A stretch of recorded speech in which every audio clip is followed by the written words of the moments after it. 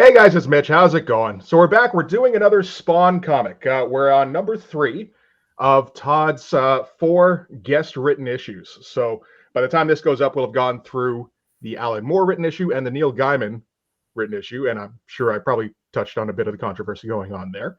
And next time it'll be Frank Miller. But today we're doing Dave Sim, author of Cerebus. And I can just sit here and ramble about Cerebus for like an hour or two by myself, but I figured I'd rope somebody else into this. So I brought in my friend Jay for this one. How you doing, Jay? I'm good. I'm glad to be here. Yeah. So me and Jay go back to high school. Kind of met over a love of comics, and eventually went on to make our own mini comics towards the end of high school with our friend Ryan. Largely inspired by our getting into the Cerebus comic. So for those of you who don't know, Cerebus was a self-published Canadian comic that started in 1977 and was when it first started, it was a parody of what was popular at the time, basically, which was Conan comics and funny animal comics like Howard the Duck. And as the series went on, it kind of evolved into more of a platform for the creator, Dave Sim. My understanding is that I don't think Dave Sim even was especially passionate about like sword and sorcery. It was just, I think he's on record somewhere saying like it was easier to draw like a barbarian parody than like a sci-fi thing, because sci-fi has all these like straight lines and like tack and angles, and like you're doing that in Blood Force, like all those back, right? And so I think it's weird that like Dave Sim's life work kind of started out as this parody that he didn't have a huge passion for, but it was like, I think even then he saw it as like a vehicle, like like a means to an end. Yeah, from what I understand, or from what I remember, I mean, Cerebus himself wasn't supposed to be anything, really. It was just supposed to be a mascot for a magazine that his sister-in-law was doing. And and then the magazine was called Cerebus until she found out that she'd misspelled Cerberus. And Dave was like, that's okay, that can be the name of the mascot. I don't know. I always got the feeling that he kind of just took the name and ran with it. Like, what would that comic look like? But yeah. And I know he had that love of Barry Windsor Smith from early on. Yeah, for sure. And I mean, you can see it in the early comics where he's right down to copying the little ticks that Barry Windsor Smith was doing at the time. He would work them out of his system eventually, but it's interesting to see him just full on copying another person's style at the beginning there. So as the comic progresses, it becomes more of a vehicle for Dave Sim to talk about different topics. So from after the first 25 issues, it moves into politics as Cerebus becomes the prime minister of his city-state, Est. And I think that's probably where the book really starts to find its voice. Yeah, and definitely the style starts to solidify a little bit too.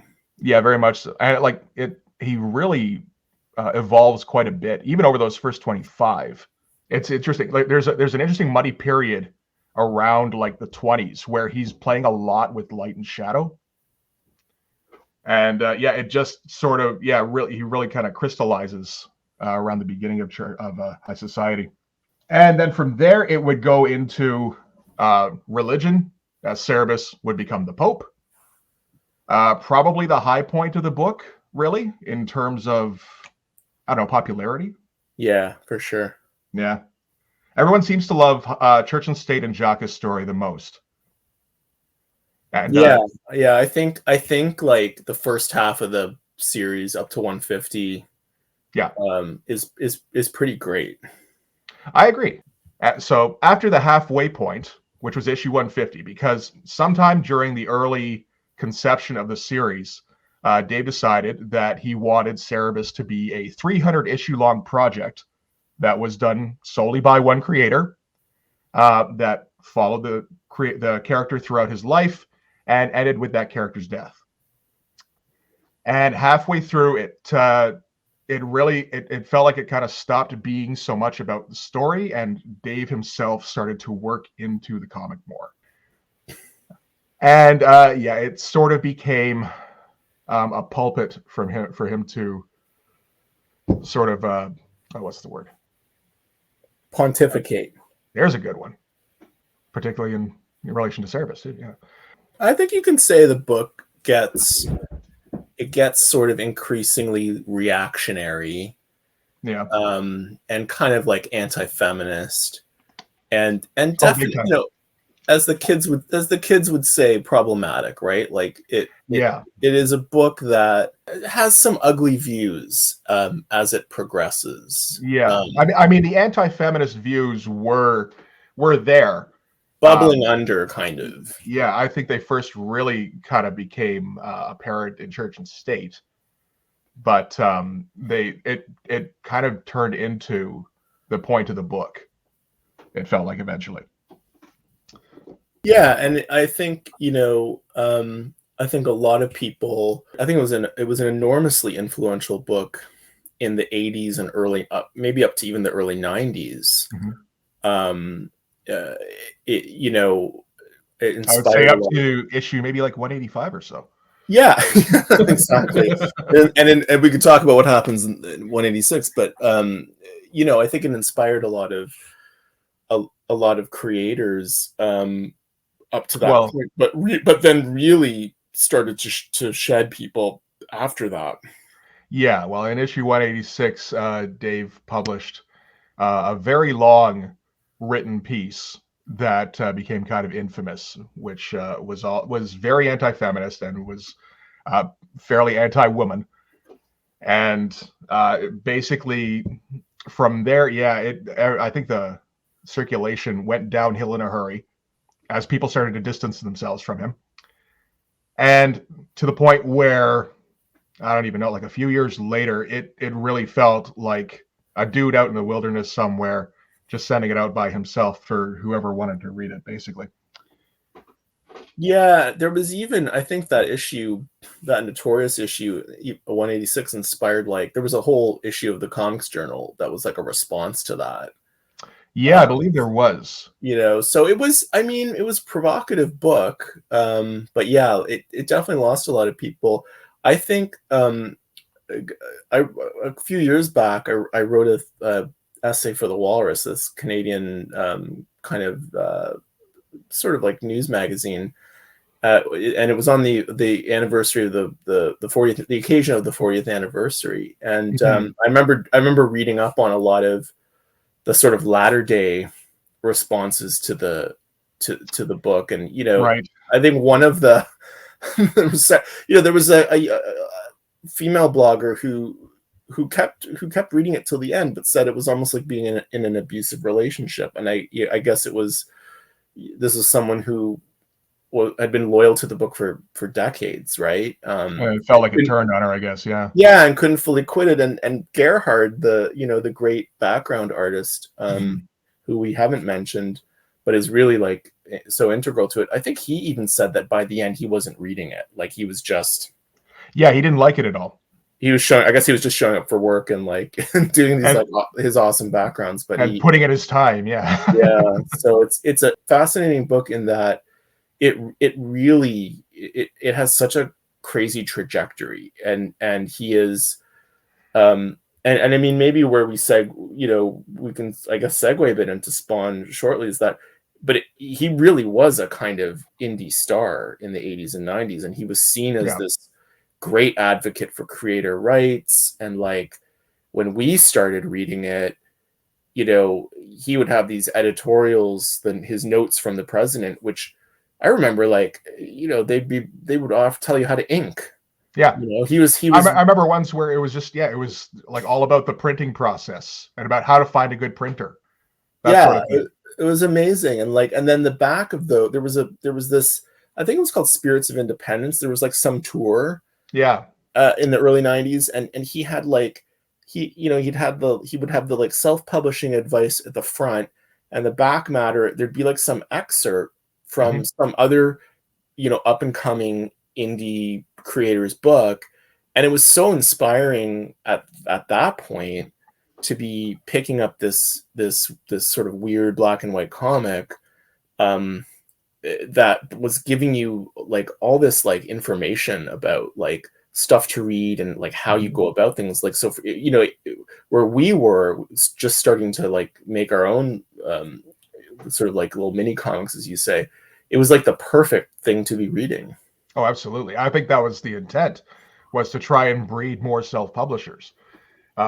There's those, there's a little period in the around the 190s where he had a feature in the front called like the Big Picture. Yeah, I remember that. Yeah, and what it was meant to be was like a Stan Lee soapbox kind of thing.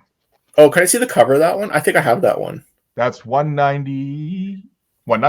And you can see on the cover, he had all those other comics, and it was so cool. You know, it was like we were just kind of, we were starting to age out of maybe Image and all that a little bit, or like the bloom was off the rose. This was like 95. Yes, well, there you go, 95. Yeah, the bloom was way off the rose actually for Image. It was right around that time where I think I think I was looking for something new. Yeah, and this was just the thing I latched onto. Yeah. And so you'd get the note from the president, which would tell you how to make your own comics. You'd get this big picture thing every once in a while, which was just a big promotional speech where he'd address you and tell you how great making comics was as an independent. Even, not 100% true, and it wasn't supposed to be. But in the same way that Stan Lee would say, Marvel comics are the greatest comics out there. And then at the back, he'd show you examples of awesome independent comics. And it's like, this could be you. You could be in the Cerebus preview, that kind of thing. Yeah. Yeah, those were they were great. I have a bunch of those. It was a cool era.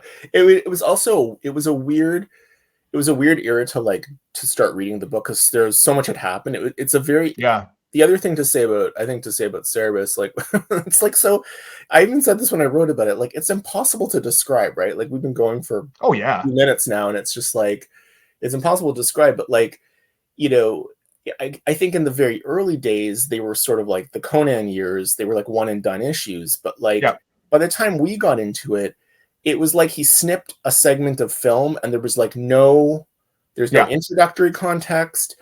Nothing is tied up. It's like, it's not like, it's like in the last installment, like Colossus who turns metal sometimes, like you don't get any of that, right? No. And so I always felt like it was this very sort of like adult book in that it expected you to get up to speed, right? And there was like no Wikipedia. Well, that was a philosophy too, where he considered it as if you were to step into somebody's life, there was no primer, there was no Cole's notes. All of a sudden you were just kind of thrust into it. Like maybe you could pick some stuff up as you went, but he really wanted it to be a life. And as an example of that, I remember you picking up issue 142 here before we got into the book. Oh man, you're right. Yep. And in this particular issue, this was actually a good issue to pick up first because maybe not the best. The stuff with Oscar Wilde was I'm still kind of perplexed by it. But this was partway through the Melmoth storyline. And this was during the period where Cerebus is largely catatonic and is not even a factor in the book at all. And we got this bit that referred back to all sorts of events that happened in church and state. And I think if we'd picked up another issue of Melmoth, just the fact of these people wandering in who we had no knowledge of and referring to events we had no knowledge of, but it's still being funny and kind of entertaining to read. That kind of made it a bit more intriguing than if we picked up one of the ones where it was mostly about him translating the Melmoth letters. That's right. There were always like little gags that could keep you going. Yeah. And it's so funny. I had that. Yeah. And what I would say is like, I remember encountering that at like Excalibur, which was this comic shop in the West End of Toronto. Right. Okay. And like picking up issues. And I sort of vaguely knew it was about this like aardvark, but like I remember picking up issues where he didn't figure in the issue like at all. Yeah. And it was sort of like, it was just such a weird, mysterious comic. Like it's the kind of thing you like. Well, it was very alien to what we were used to reading at the time. Yeah, but it was also, I feel like we flirted with it for a while. Like, what is this thing? Yeah. Like, you know, you sort of sidle up to it slowly, you know. So yeah. It was, you know, and part of the, I think part of the allure and the mystery of it was like as you know, he just didn't help you. Like you just it had, but it just had this reputation, and you sensed that there was this deep history. Yeah. And it was, and all of these things made it so different from the shit we're going to look at right now. Yeah. So we should get to this issue here, which is Spawn number 10, which is not Cerebus, but which features Cerebus, kind of. In the letters page, there is, which I decided to read because, you know, why not? I'm sure there's something interesting in every letters page, but there's a bit here where he talks about Cerebus, which is helpful at least, because I'm sure most Image readers had no idea who Cerebus was, or who Dave Sim was for that matter. So starts off here. Some of you might be asking yourself, who was that little furry gray guy in this issue? Well, his name is Cerebus, and he appears in a monthly black and white comic of the same name from Aardvark Vanaheim. His creator, Dave Sim, writes, pencils, and inks every issue. I just like the, it seems kind of disbelief without. Yes, for an Image guy, that would be. Well, and it's a little funny considering Todd would abandon Spawn maybe like, 15 issues after this, but at least creatively. Does a great column called Note from the President, very informative. I consider Dave to be one of the godfathers of independent comics. I cannot believe that Cerebus is already up to issue number 170. I remember starting to collect Cerebus when it was still numbered in the low teens, which is an odd claim, but it's on the one hand, it seems like the kind of claim that Todd McFarlane might make to big himself up a little bit. Like, I know everything, I'm connected, that kind of thing. On the other hand, in the low teens, Cerebus was gaining traction. It was a Canadian comic. Todd's Canadian, and he would have been about 18 when Cerebus was in the low teens. So it's certainly possible. Yeah, maybe. Yeah, it's a weird little note here. You know what, though? I have to say, Todd McFarlane is like a good salesman, if anything else. Oh, yeah. And like, I have this quote here from Dave Sim where when he's talking about Cerebus, he says, it's virtually impossible to sell because it's virtually impossible to describe. Right. Quote unquote. And it's like, I don't know, no idea what viewers of this video, what they have taken away. But like that little thing by Todd is like it's like a great little summary. It's a good like elevator pitch kind of thing. Yeah. Yeah. So we're going to get mostly, well, this is all going to be Todd's version of Cerebus. Dave did not draw anything in this. And, he did write and draw his own comic, of course. I don't know. The cover on this, pretty good. Although the only thing is, Cerebus shocked to color when Cerebus always had color covers anyway. But that's fine. So this is crossing over. It was cool seeing. All the optics, the black and white Spawn, though.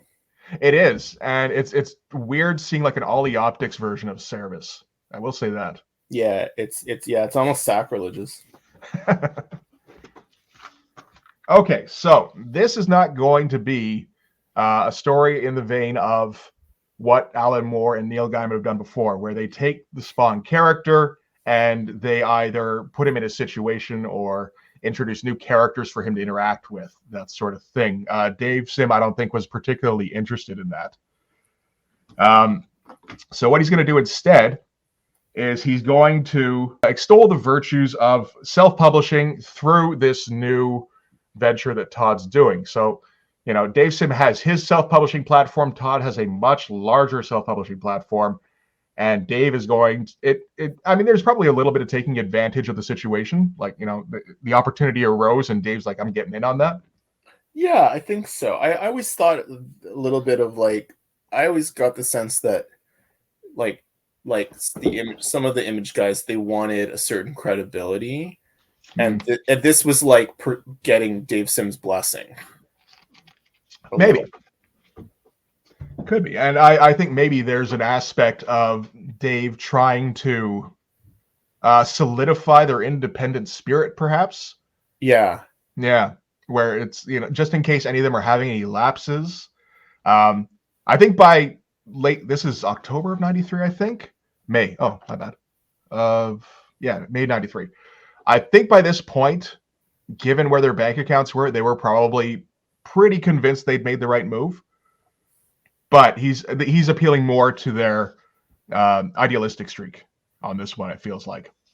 So yeah, it's almost like he's like, I've been waiting years for these guys. Yeah. But state, like, I want you to, like, steady on kind of thing. Like, I totally always got the sense from this that he was trying to like lend a bit of his credibility, but also like encourage them to like stick with it. That must have been crazy for a guy like Dave, who'd been toiling on his own all these years, wondering why creators keep doing the work for hire process, and then see all of the biggest talents just go, fuck it, and, go off on their own and be like, holy shit, it's actually happening. Yeah. Yeah. It's happening, but then there's a massive contraction, and then Jim Lee sells it all out to DC, and well, yeah, it's like, how does he feel like 2 years later when it's mostly where Image is basically the new Marvel and they're doing work for hire stuff? Yeah, but so this page is going to sum up, I think, what the issue is. Where basically Spawn here is kind of a spiritual stand-in for Todd himself. He is a part of all things in Spawn's world. This looks like the Sam and Twitch movie poster. A little bit, right? The art style for the first few pages of this, it's like 80s movie poster montage. Yeah, I really like the way Todd does a montage too. He knows what he's doing a lot better than some of his compeers. Yeah. Yeah.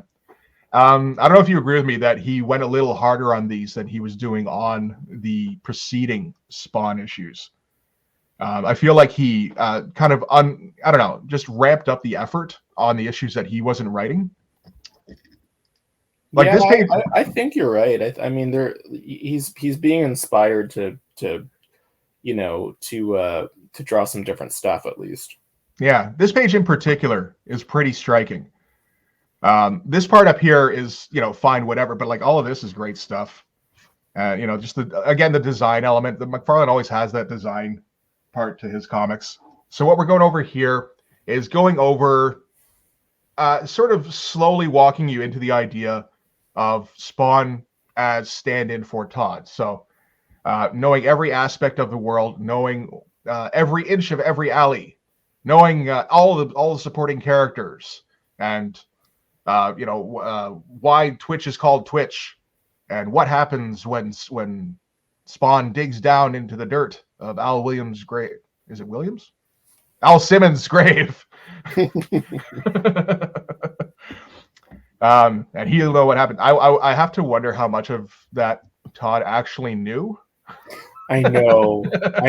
It's like when I was rereading this, I was thinking like, it's like this whole project is Dave Sim giving in good faith, giving these Image guys the benefit of the doubt, like capital B, capital D, and it's like none of them really deserve it. I don't think so. In fact, I think it's around issue 18 where Spawn, the cover of Spawn issue 18 is him pulling up the coffin at I keep calling him Al Williams, Al Simmons' grave, and there's a skeleton in there, and it's like 8 issues later, and I'm thinking, like, did Dave hear him talking about that, or did Todd go, there's a nugget I can use? Well, Todd, he might have also been like, "Ooh, shit! Like, I haven't thought about that, but I have to prove that I have, but I can't do it too soon." Right. So what's the right number of issues? And the Image creators always had that, I don't know, inability to just wait for a good moment. So 8 issues, I think, is probably longer than most people would have expected. Oh, that's like supreme restraint. Oh, absolutely. For these guys. But it's funny too, because it's like there is something generous that, you know, even though Todd's the guy making all the money, there's something generous about Dave Sim. Like, he's granting a lot to Todd, but I think he's doing it like, you know, an Alan Moore script would have all that stuff worked out, right? Probably. It feels a little bit like this is the stuff you should know. Yeah. I'll assume you do, and by the time you get to it, you probably will anyway. Right? Yeah. So what we're going to be doing in this one is we're going to be going, because just a couple of issues previous to this, we explored the Tower in Hell with the 10 different levels, where we got a brief synopsis on what happened, what goes on in each of, well, the first 8 levels anyway, at least, except for level 7, which they described as Cerebus, which was saved for the most damned souls, something like that. So that's what we're going to be doing in this one. So Spawn / Todd teleports to the gates of Cerebus in a pretty neat teleportation sequence, I think. Yeah, I like this version. And like, you know, the giant doors here.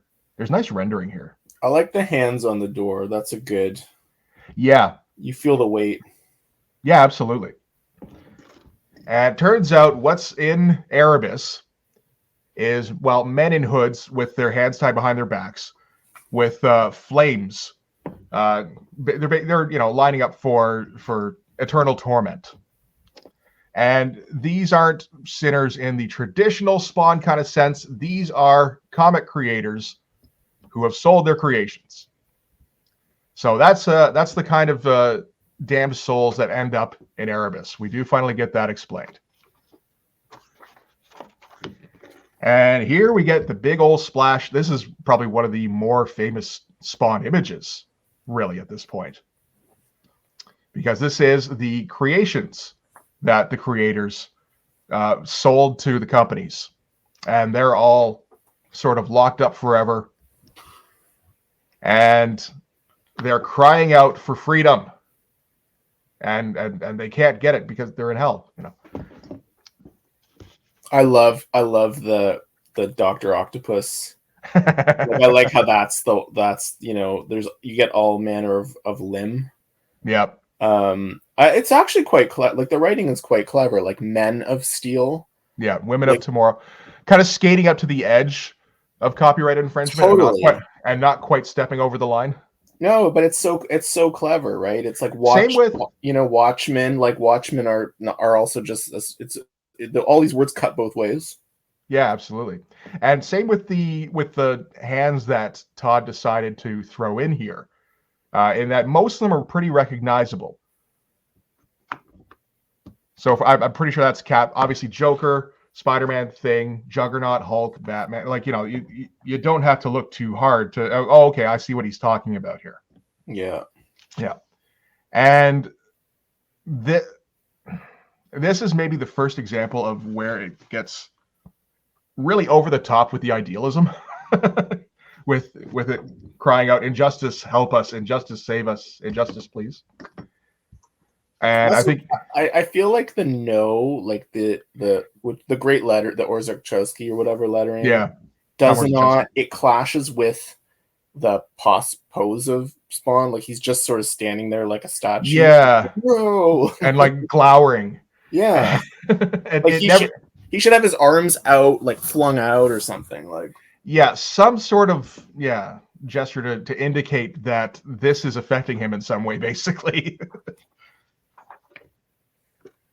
So Spawn / Todd taps into all the power he has at his fingertips and goes to work on the bars to free these heroes with no effect. Because, well, I mean, here, what do we say for because? I mean, it's a character in a comic book. And all the heroes that are trapped within the cage lend him their power. So we get all... So, including Superman, or not Superman, what do they call him here? I think they just call him like the one who came first. Yeah. Skating Yeah. up to the copyright for sure. He looks kind of evil though. A little bit. I think if without the eyes and mouth, it probably would have carried across fine. I don't think that was necessary. Yeah, it's a weird choice. I don't know why he did that. Again, kind of a nice mosaic piece though, with or montage piece with the Spawn here with the cape flying, which I always kind of filter out. I see Superman and then the Spawn face here, kind of taking the gift of all this power to use to help free them, and I always miss Tiny Spawn here, which is a nice shot. Yeah, that's good. And so now we've got Spawn here wielding the power of every superhero ever, with moons and planets kind of swinging within his grasp here. I loved that when I was young. I remember that the sort of the space. It's very simple, but it's a cool. It's kind of like this whole issue is just it's like it's montages and splash pages. Yeah, and Todd is kind of he's putting the effort in to make sure they're not wasted. It feels like no, it's great looking stuff. And we get a fantastic double page splash of the explosion here that he wields against the bars of the cage. But again, with no effect. Well, like, how long did he spend on that shit? That's some great rendered stuff. I always dread rendering explosions. A little bit, at least. Yeah, because you have to sort of think about it a little bit, right? Like you can't just it's not just like you can't check out totally. Like you sort of have to have a bit of a plan, right? Yeah. Well, it's not an object that you can apply a texture to, really. Yeah. It's light. Yeah. And you just kind of have to figure out how you're going to manipulate the light and the shadow to make it, just look satisfactory.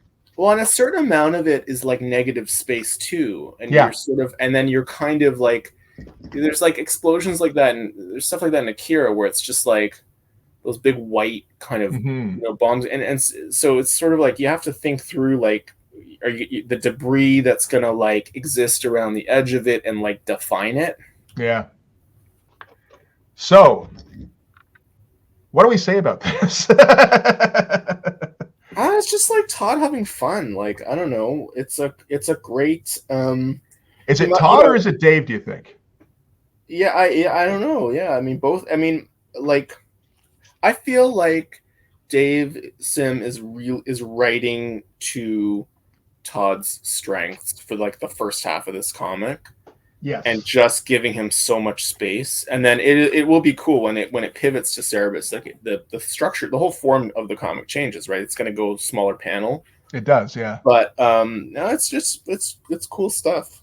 Yeah. Like, and this is the Violator as sort of a blind lady justice wearing a dress made of dollar bills. Well, half made of dollar bills. Making the whole thing made of dollar bills would have taken a long time. And carrying scales where one tray is filled with money, the other is with a shriveled, blackened little heart, stating, "You failed, you failed, you failed." I'm not sure. I don't know. I think there's too many mixed metaphors in here for me personally. And yeah, none of this is subtle. No. Yeah, it's all pretty obvious, and just like, okay, there's got to be I don't know. It feels like there might be a more elegant way to go about that, but maybe not in a Spawn. There isn't. The little Spawn is not the greatest, I have to say. It's hard to draw small, though. It is. Yeah, absolutely. And of course, yeah. So no effect. Not just silence, but nice shot of Superman glowering in his cell here.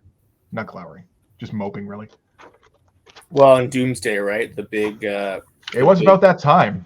Yeah, I mean, it was this is Sim, I think, having fun, poking fun a little bit at the speculator market, the boom, the cheap novelty, gimmicks. Yeah, he didn't. I don't remember him speaking about the speculator market too often, really.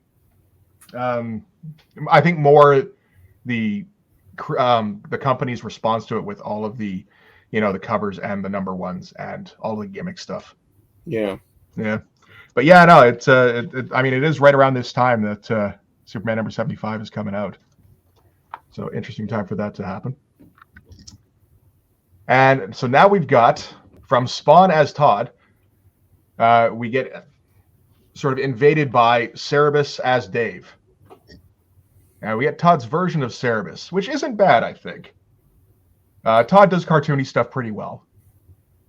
It looks like high society era Cerebus. About there, yeah. Like I think the Cerebus that like that really persists across, particularly like this here. Yeah. Yeah, totally. Like the Cerebus that like exists for most of the series, I think gets locked down by the middle of the first Church and State. But that looks like the high society era for sure. Yeah, and he may think of that as like his Cerebus. Yeah. Yeah. Why do you think he colored those first two panels? I think it would have been cool to have had that in black and white, actually. Well, we'll see if we have time, but I do have a black and white version of that. Oh, but yeah, I think it's just the transition. So now we're going into Cerebus's world, which is a black and white world, right? It doesn't seem necessary, and even this isn't really black and white. There is a lot of tones going on in the gray here, and it's all computer colored. Like there's no zipatone. Would have been nice to get some zipatone on Cerebus. I like how Cerebus has that, like the smoke on his cigarette is like the smoke on a Punisher barrel or like a Bill Sankovich. You know what I mean? Like it's like some Electro Bazooka type. Yeah. Smoke. Well, I think we probably got an example of Todd's smoke earlier on with Sam here. Yeah, which is pretty similar. Yeah. Yeah. At least he's not so designy smoking a toothpick like Sam seems to be there. That's right. Well, everything Todd does is super designy too. So I'll just go Dave and Todd. Dave just basically pulls Todd away from these locked up creators and their locked up creations and says, you know what, there's nothing we can do about these. You can't affect their situation. Just kind of let's just go somewhere else, somewhere a bit more pleasant. Let's go to Peter's place, which is a bar in Kitchener, or pub, I believe, that eventually burned down. And I think this is all photocopy work here, where these are just photos from Kitchener that Dave maybe sent to Todd to use. It's weird looking stuff. Time saving at least. I love the black and white Spawn though. It's so cool. It isn't bad. I wish the rest of it. I wish they'd kept the whole thing in black and white. It would have been more appropriate, I think, particularly given the tone. Like since we switched from the big bombastic superhero stuff to this more, it's just kind of more slice of life, really. Yeah, he should have, the rest of the issue, I think all the Cerebus pages should have been black and white. Yeah. Yeah, I wonder if Todd or if Dave requested it at the time. It was maybe shut down. Anyway, we arrive at this gigantic mansion, which it turns out is Todd's gigantic mansion. He didn't feel like drawing the whole thing, though, just a silhouette. But I think that's probably at least partially so that the Spawn figure doesn't just blend into like brickwork or whatever. Yeah, it reads like you don't need anything more ornate. No. And he probably doesn't want to show people exactly what his house looks like. Yeah, maybe not. Thinking about it. Maybe not. Yep.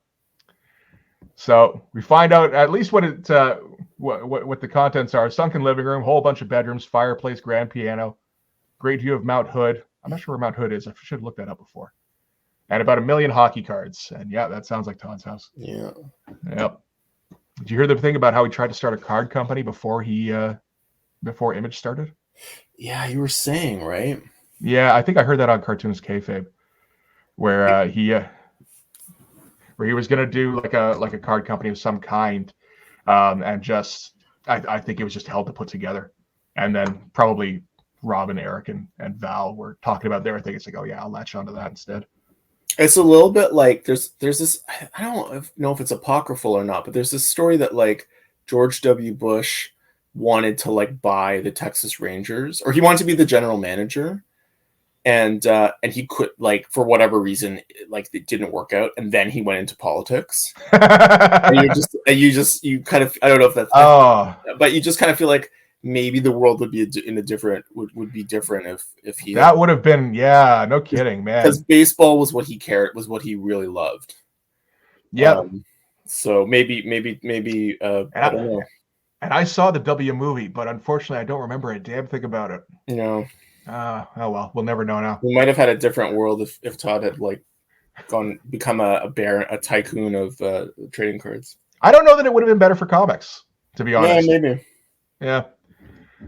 So where this culminates, of course, going upstairs where we meet Todd's gigantic-headed baby. Yeah, it's a creepy-looking child. Yeah, he couldn't come up. I think he wanted to go really cutesy on it, and something went wrong in the translation there. But I don't know. Something about trying to go cartoony on it just didn't work out. It looks like these weird, like Thai Beanie Baby, big-eyed creatures that my kids like that are just awful. Like they're so not cute. They're like over engineered. Yeah, it's not good. Yep. Anyway, the sight of this baby he doesn't know, but this little aardvark tells him is his, causes Spawn to break down and cry. So that's nice. And the reason that all of this is possible is because his creator is still with him after 10 whole issues. And didn't sell him. Simple as that. This is a better shot here. Yeah, that's a better kid. Yeah. And the one on the other page is not bad. The facing page is not bad too. Yeah, that's all right. Those are the right kind of cutesy, it feels like. Yeah. And we get the great line, "Babies all look like Winston Churchill to Cerebus." Mm-hmm. I've always been a fan of that one. It's true though. And let's see. Then we get a 1993 phone, which is for Dave / Cerebus. That is a weird looking shot there. That's okay.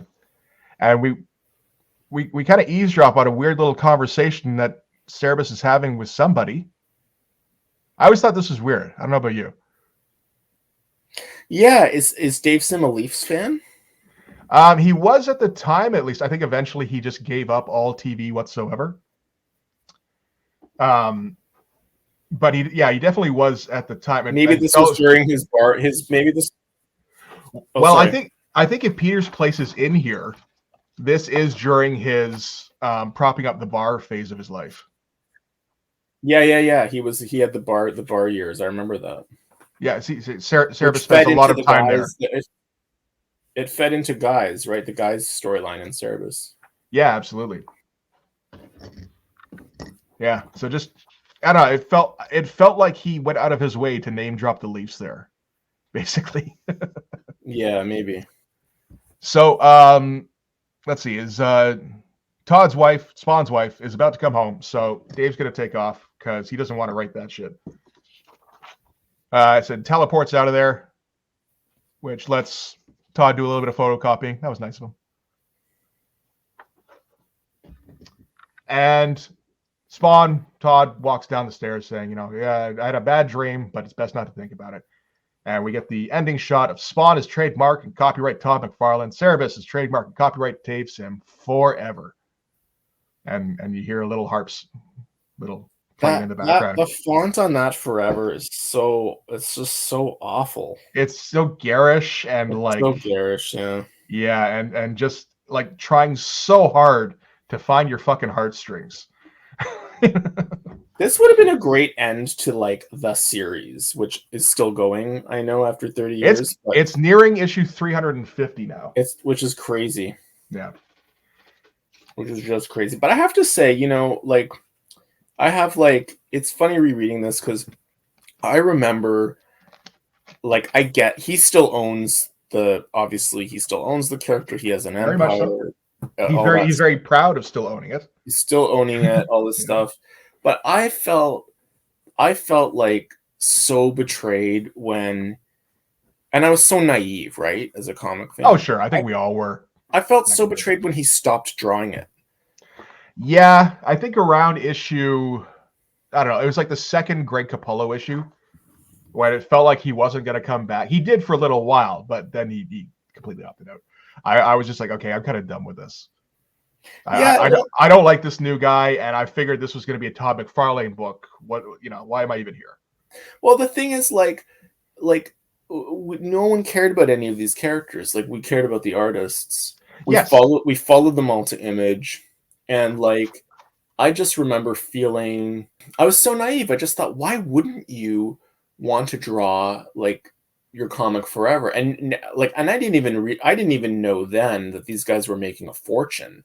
Yeah. Like, I had no clue. I just thought, like, whatever, like, these guys make a living. These guys were making a fortune. And in retrospect, looking back, I'm like, I'm still naive in the sense of like, man, if you're set for life, you can just draw your comics. No, absolutely. But I mean, I think, I don't know. I think they're kind of doing what they want to do, which is make millions of dollars. They're all doing that. And then every couple of years, they maybe draw a comic or two, and then they fuck off again for a while and live off commissions again. Yeah, but and I guess that would be fine, but I think part of it is this, to me, this issue was almost like, I think I read it as being about more than just like owning it. Like, Sim is the guy who, like, as Todd himself says in that little box, he's the guy who like wrote, draw, lettered every issue for all these years, and I collected it. And it was almost like this is unfair, but I almost felt like McFarlane was like pledging he was making some kind of like pledge in this issue that he didn't quite live up to, even if he maintained the empire and owns it and whatever. Well, I think if we'd been more sophisticated readers at the time, we would have realized that none of these were personal statements. Yeah. Like, none of these were things that the creators were going to stick by and go, yes, I want to draw 100 issues of it. Oh wait, Eric Larson did that. No, I know, but he's the true believer guy. He is. But I think I just was like, I was so dumb. I was like, I guess if we were more sophisticated readers, we wouldn't have been reading this stuff anyway. There is that. But like, I think I just felt like I just assumed these guys would be doing this forever, and it's like, we're in 1993. We're what, like 14, 15, and like, if you'd given us the opportunity to draw a comic, we would have done it forever at that point. But I mean, we're 14, 15. That's right. And just like, I think when you're like 30, 35 and you've been in the industry for about 10 years, trying to make that monthly schedule or bi-monthly in some cases, and you all of a sudden get an out and you make millions of dollars doing it, and then you stop for a little while to catch your breath and you keep making those millions of dollars. It's like, shit, how bad do I really want to get back into this? Yeah, no, true enough. I felt rereading it like it was bittersweet, because this issue is almost like there's like a fork in the road or something, and you think he's gonna maybe he's gonna go one way, and he of course he's not gonna go that way. No, I mean, it feels like Todd thinks he's still adhering to it a little bit, because I don't know if you've ever seen the covers to like Spawn 300 and 301. No. There's a big old banner on them that says longest running creator owned series. It's like, no, man, like, you gotta draw. No, sorry, man. You owned a copyright for 25 years. Congratulations. Yeah, no, totally. No, totally. It's not like he was monastic about it. Like, he licensed the shit out of this thing. Like, and that's the other thing, right? Like, Sim, however fringy he got, and he got super fringy with his views, and like, there was a weird kind of purity to the whole Cerebus project. Like, he just didn't, there were no toy, nothing. Like, he well, if anything, he went too pure on it. Yeah, for sure. Yeah. You could definitely make that argument. So we were talking about the black and white art, or the lack of black and white art. Another thing I have is the Spawn issue 10 remastered edition, which was released just a year or two ago by Dave Sim, because part of doing Spawn number 10 was an agreement wherein either Todd or Dave could reprint whatever part of the issue they wanted at any time. And so what Dave decided to do was he decided to go back through it and reprint it all as black and white artwork. Oh, it looks good. It's not bad. You do see, I mean, like, just you really get to see the amount of line work in some of this stuff. Totally. Even on, like, you know, like the numerology, the numbering here and everything. Can you flip to the cover though? That cover, that's a great cover. This one here? Yeah. Yep. Because there was a Cerebus Spawn for a while. There was a Spore. Yeah. Yeah. No, it's a great parody. And this is, of course, parodying Dave's own issue number 26 of Cerebus. So first issue of High Society. So this is Hell Society. There we go. So yeah, we get all of the awesome Todd artwork. We get reprinted in black and white here, and it's very nice looking. Even the teleportation looks pretty great without all the optics stuff. Like it's all right. It totally works, right? If you had no coloring resources like that's teleportation. Yeah. Yeah, no, I mean you get it completely. Yeah. And we get man. That's just so much. That's maybe the one page where I feel like the color sells those arms. Well, you need it for some of them for recognition, definitely. For like Thing and Spire, they just look better with the. Yeah, it's still a hell of a spread though. And all this stuff here, no photocopies in here. He's doing all of that. I hope Dave Sim made some money off this issue. I'm sure he made some, but he doesn't have much of an audience anymore. Like, it's probably in the hundreds. He probably made enough to cover the print run. That might be about it. Although he's living a largely ascetic life anyway these days. Yeah. So I don't think he minds too much, just so long as he can keep the Cerebus name going in the meantime. There isn't as much white here on the black and white as I would have thought, actually, looking at this. I thought there would be more negative space. More like whiteout and stuff? I don't know. Just when you look at it in color, it's like, man, there's probably not a whole lot going on in this spread. It's like, no, there's a fair bit. Yeah. I don't know if you remember ever seeing like a statue they made of this. No. They did make a statue of the Violator lady thing. So anyway, this is the part where it gets interesting because Dave Sim redrew all the Cerebuses in this. Yeah, he looks like more modern Cerebus for sure. Oh yeah, well, I mean, this was done like a year or two ago. Oh, these versions, yeah, with Zipatone too, by the looks of it. Oh, that's cool. Yeah, and must have been very difficult because Dave's wrist, his right wrist, just kind of disintegrated on him a few years back to the point where he can't really draw anymore. Like he can't do any of this. So he has to do it all. I don't know. I was reading a little bit on it today. It looks like it's largely by the shoulder. Oh, wow. Yeah. So it's very difficult for him to get any kind of work done. So that's like a post-injury. Yes. Wow. Yeah. Now, I wasn't sure at first because I thought he completely lost any ability. It's not quite there, but yeah, it is definitely at an extremely reduced effectiveness.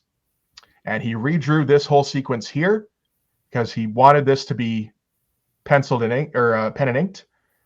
So all this stuff is just Dave drawn. And he even does a little Spawn here.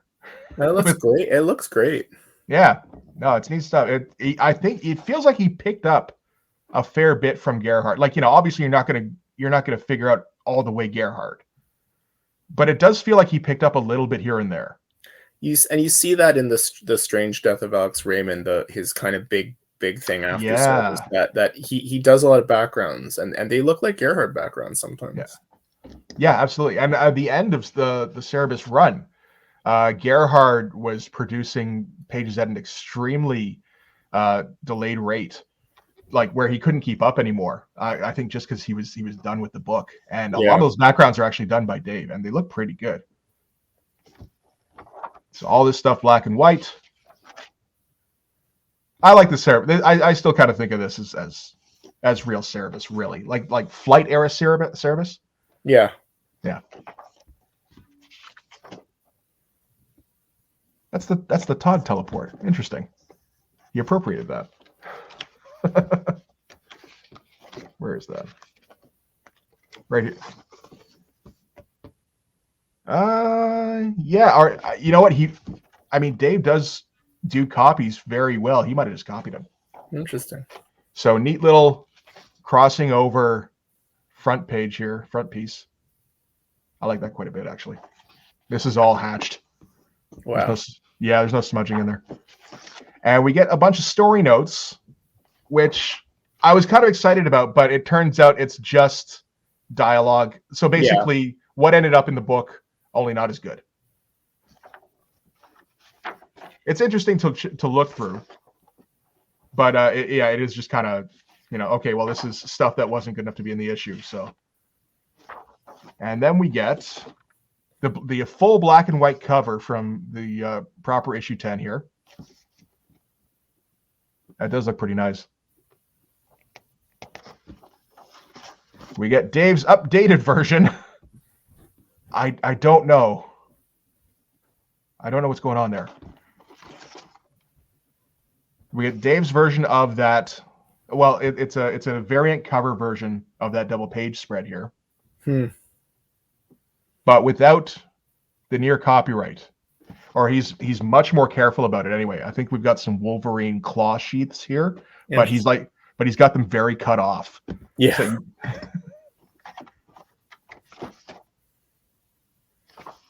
well, he may have seen what the lawsuits that Todd McFarlane's been through and thought, I'm just gonna. There's been a couple. Yeah. Yeah. And they were after Spawn number 10. So no, that's maybe okay. Take some notes. There's the cover to this particular issue. These are mock-ups for a variant cover that he eventually scrapped. Interesting. Yeah, with Todd Spawn clutching Cyan. And yeah, because the way he has to draw now, he basically has to do it as a design element. Where I couldn't quite figure out his meaning, but he's like drawing like way the fuck out here with a magnifying glass and just kind of try to get a shape and then try to fill in some detail, and it never worked for him. So he just he like fucked up his wrist trying to turn this into something and wasn't successful. So I guess he included it just for posterity's sake. And then the new teleport sequence for when Cerebus teleports out, which looks great here. Yeah. I love this. It looks better than it does in the actual issue, unfortunately, because it got shrunk way down here. And you can barely even see what's going on. So I'm glad he included that in the back. And the original drawing of Cerebus as Spawn that showed up in one of the very early issues of Spawn, as far as I recall. I don't remember which one it was. Maybe like 3 or 4. Okay, let's leave this one up here for the end of it. That was cool. That was fun, man. Yeah, no, I enjoyed the hell out of that. Thanks for having me on. Yeah, thanks for coming. I appreciate it. So I guess that's going to do it for Spawn number 10. Thanks very much for watching. If you like this video, please hit like, hit subscribe, hit the notifications so you know when the next one's coming up. Go over and subscribe on my Patreon. That's where all of the Blood Force stuff goes, the pages and finished comics, as well as these videos before they make it to YouTube, usually a week or so in advance. There's also some Patreon exclusive content there. And then you can go over and follow me on Instagram if you like and DM me there for commissions. So hopefully we'll do this again sometime soon. We were talking about the Max number 1 at some point, were we not? Yeah, for sure. Let's do it. All right, I'm down. But yeah, thanks again for watching. So I'll see you guys in the next one. Bye-bye.